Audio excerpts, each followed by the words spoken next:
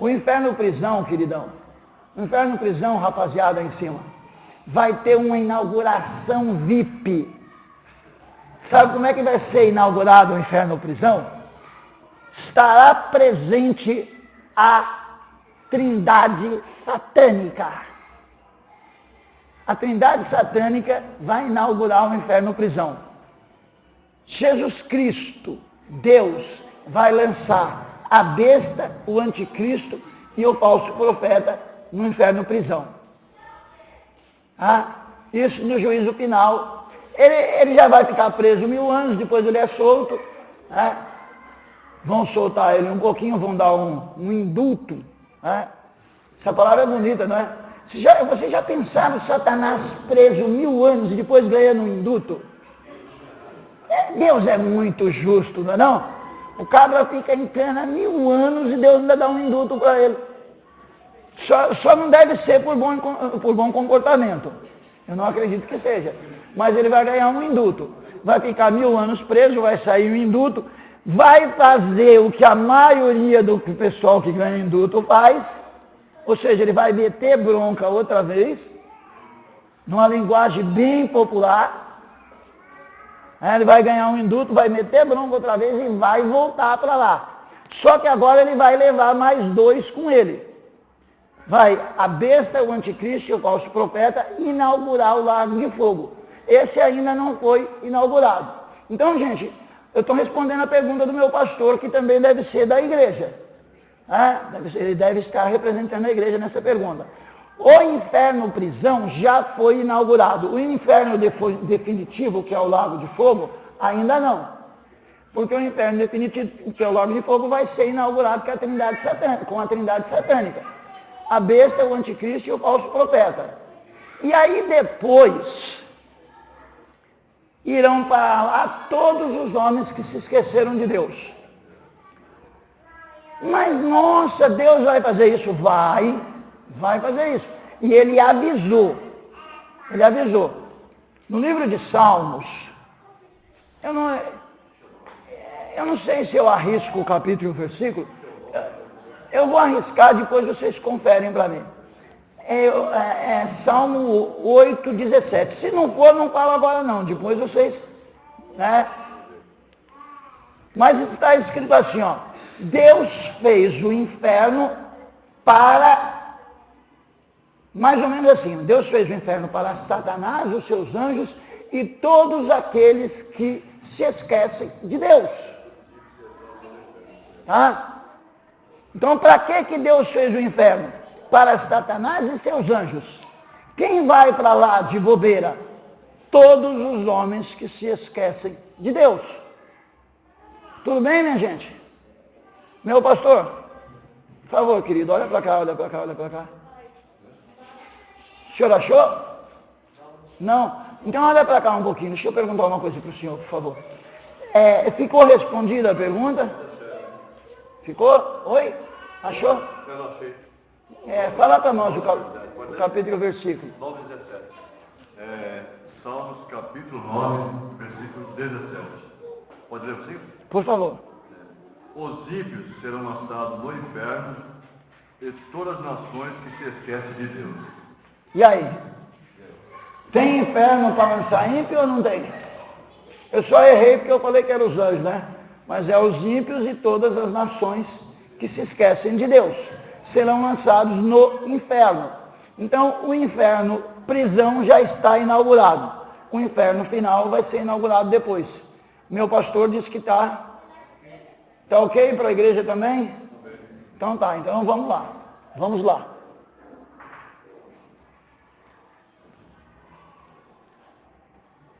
Então, depois do Calvário, teve essa mudança. Jesus foi lá, deixou os ímpios lá embaixo e levou os santos, os salvos, para o céu.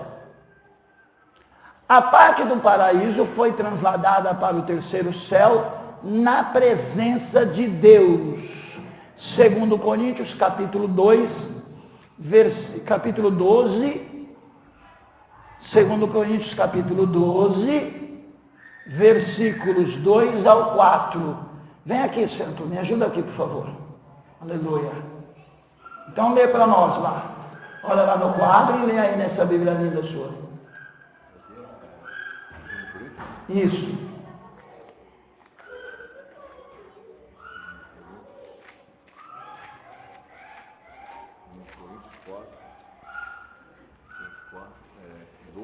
Isso. Pode ler? Por favor.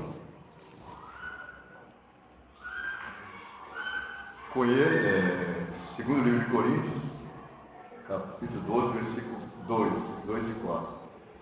Conheço um homem em Cristo que há 14 anos, se no corpo, não sei, se fora do corpo, não sei, Deus o sabe, foi arrebatado até o terceiro céu. Pode continuar? E sei que o tal homem, se no corpo, se fora do corpo, não sei, Deus o sabe, foi arrebatado ao paraíso. Eu vi palavras inefáveis de que ao homem não é lícito falar. Aleluia. Então veja bem, isso é o apóstolo Paulo falando sobre o paraíso. Onde que ele diz que é? No terceiro céu, não é isso? Agora, gente, uma coisa legal sobre isso. Vamos pensar um pouquinho sobre esse negócio? Ele foi até o terceiro céu, onde é o paraíso, não é isso? E aí ele usa uma linguagem, ele não usa uma linguagem teológica. Ele não está dando aula de teologia, ele está conversando com os irmãos. Então ele não especifica, ele diz, ó, se no corpo não sei, se fora do corpo não sei. Deus o sabe. Mas será que dá para a gente explicar o que Paulo não explicou? Ou é muita pretensão? Eu vou tentar explicar o que Paulo não explicou. Será que eu posso, Jorge? Então tá. Meu pastor, olha para cá, por favor. Eu posso tentar explicar o que Paulo não explicou? Então tá. Meu pastor falou que pode, então pode. Jorge também falou que pode. Então vamos lá. Vamos explicar o que Paulo não quis explicar, porque ele estava só conversando com os irmãos. Se no corpo não sei, se fora do corpo não sei. Vamos explicar esse negócio. Foi fora do corpo. Perdão. Na verdade, ele continua no corpo, mas o espírito dele é elevado. Como era muito difícil de explicar, ele deixou para lá, ele falou, não sei. Mas eu vou ser atrevido, eu vou tentar explicar. Ah, o que aconteceu? O corpo de Paulo ficou no lugar. Não subiu para lá, a carne e sangue não vai lá para o paraíso, não vai para o terceiro céu. O espírito e a alma dele também não foram, porque se o espírito e a alma saírem do corpo, o corpo morre. O homem é uma tricotomia. O homem é corpo, alma e espírito. E aí, a alma é a vida do corpo. Se a alma sair, o corpo morre. E o espírito é a vida da alma. Se o espírito sair, morre a alma, morre o corpo. Então não saiu. O que aconteceu então? Deus nos dá uma coisa chamada dom espiritual.